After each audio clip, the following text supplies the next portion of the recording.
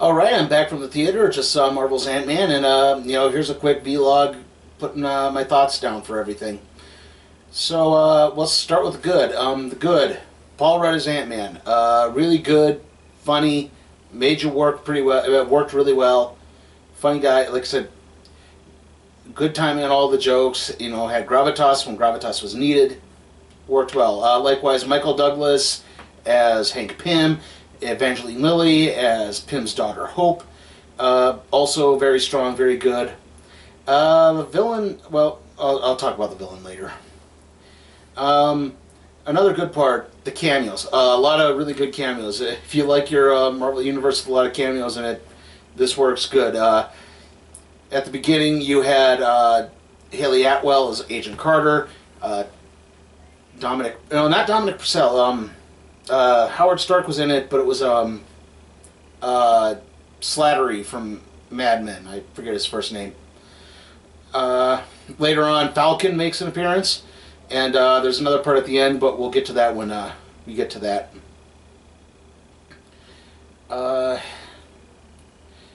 Another good part, again, the action was really well done. The effects were good, like with the whole miniaturization. The first miniaturization scene takes place in a bathtub, and the way it goes when he shrinks and then the camera kind of follows him down into the bathtub and you get the idea that you're shrinking along with him. It's really well done. That was really good. I already said Michael Douglas.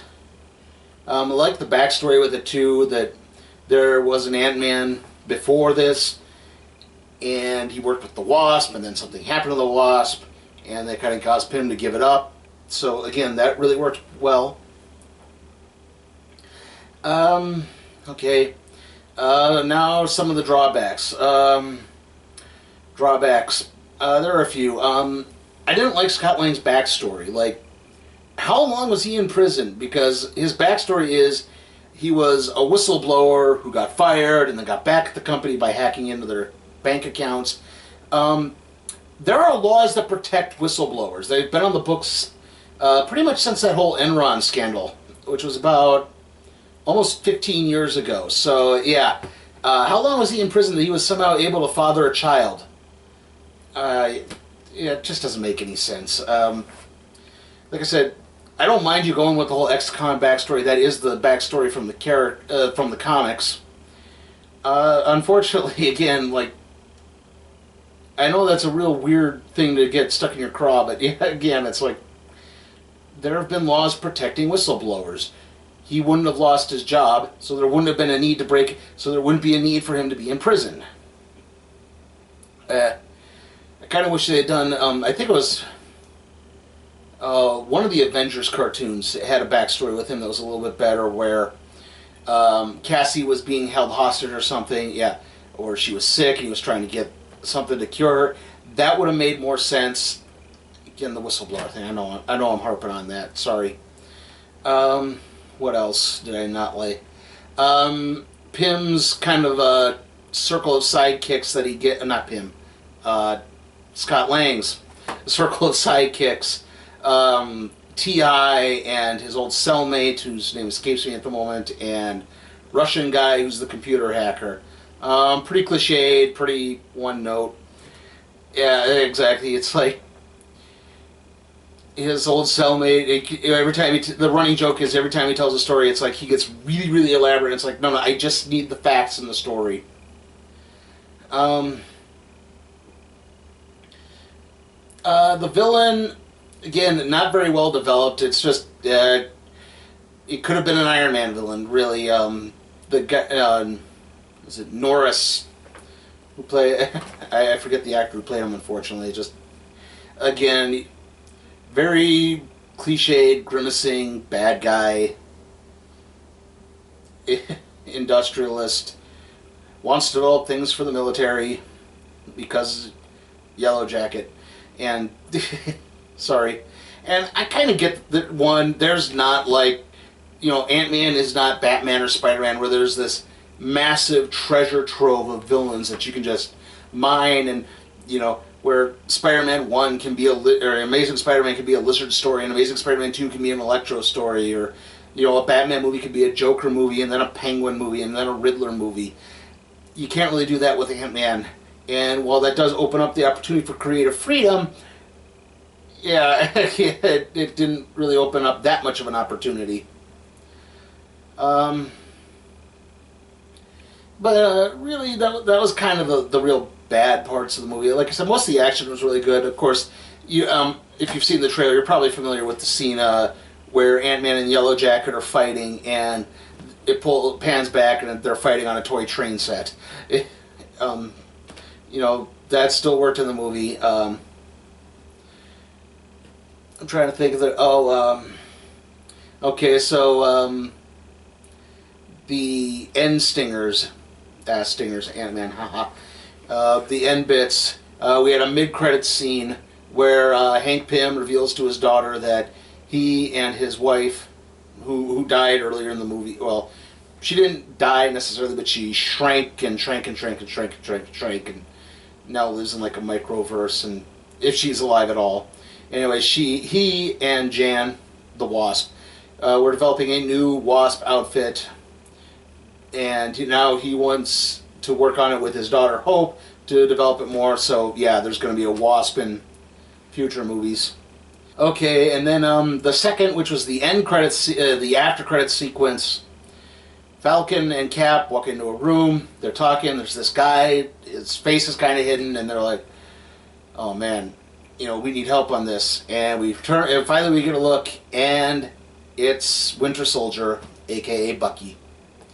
And they're talking, and Cap and Falcon are talking, and he goes, "Okay, can we get Stark on this?" "Oh no, he's busy with some sort of a cord, I think." And it's like, okay, well, I know a guy. Again, that harkens back to Falcon's cameo earlier in the movie where,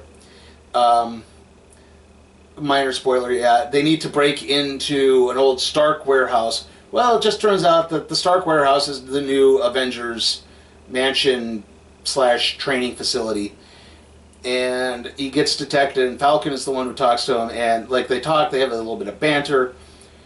He gets on the run from Falcon. Falcon's still tracking him. Eventually, he manages to knock Falcon out. And then at another point later in the movie, Lang's cellmate talks about how he has this friend who has a friend who has a friend who has a friend who has a contact with a muckraking journalist who's used as an informant for the Avengers. And Falcon came to her, and some of the things he was like, "I need information on a guy." Like, what kind of guy? We got all sorts of guys. We got guys who fly through the air. We got guys who pilot in space. We got guys who crawl on walls. What do you mean? I need a guy who could shrink. And again, we're harkening back to that with the end credits sequence with Cap and Winter Soldier or Bucky. Not too much after that. Okay, trailers. We had. We had Hitman 47. Really didn't care about the first Hitman movie. I don't know why we needed a second. Was that first Hitman movie really that popular? And even then, it seems like basically the premise of the last Hitman movie. After that, we had Masterminds, which is the Zach Galifianakis, Owen Wilson, Kristen Wiig? Yeah, Kristen Wiig. Yeah, whatever. Funny thing about that is the computer system for the camera basically crashed midway through the trailer, and they had to restart it. They didn't have to restart all the way, unlike the last time this happened, which was during Star Trek Into Darkness, but that's another story for another time. After that, we had Fantastic Four. I'll be seeing that in a few weeks, or a couple weeks. Comes out on the 7th, so it's as I'm recording this, it's the 17th, so 24, 31, so about 3 weeks. After that, we have the Vacation remake / sequel reboot. Looks funny, but I don't know. Money gets tight around this time of year, so probably skip that and wait for DVD or Netflix. Then we had Everest. Yeah, Everest. Everest about failed expedition to climb Mount Everest, or they climb Mount Everest and they're coming back down the gate with a storm. I don't know if this is based on Into Thin Air or not. And then lastly, we had Star Wars Episode 7, Force Awakens, which kind of already talked about. So, I'll probably see that. Comes out on my birthday. Don't know if I'll see it the day it comes out or not, but sorry, I'm flicking with my phone here. I took notes for the trailers. And, well, that just about does it. We're going to be, let's see. Obviously, we have WWE's Battleground special event, not pay-per-view anymore. They don't call them pay-per-views. They're special events on the WWE network. That's coming up next. The review of that will probably be up Monday. Caliber's the next random trade review. I've read it. I need to start taking the notes for doing the show. It's only 5 issues. It shouldn't take too terribly long. So, until Monday, see you then.